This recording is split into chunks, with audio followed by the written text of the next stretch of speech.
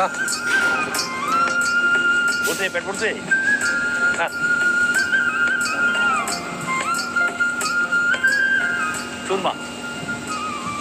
লালি রে বিক্রি করে দিছি একদম দলিল পত্র করে পাকা করে কি তোর বিক্রি না করে আর আমি এত ব্যস্ত থাকি এই ব্যস্ততার ভিতরেও গরু লালন পালন করার জন্য আমার যে কত ভালো লাগে রে মা করুন কি এই ঘাসের দামটাও বাড়ছে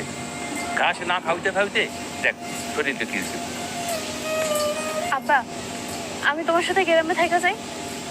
তোমার সাথে থাকা আমি গরু ছাগল পালতে পারবো কোনো সমস্যা না আমার সাথে তুই থেকে গরু ছাগল পারবি না তাহলে পড়াশোনা কেটে করবো হ্যাঁ পড়াশোনাটা কেটে করবো আমার আর দরকার নাই পড়াশোনার যা হয়েছে অনেক হয়েছে দেখ মা লেখাপড়া না করলে হইবো হ্যাঁ আমি তোর লেগে কত কষ্ট করতেছি দেখ তোর খালি পড়াশোনাটার জন্য তুই পড়াশোনা করে তুই বড় ডাক্তার হইবি ডাক্তার হয়ে গ্রামে আইসা গরিব মানুষে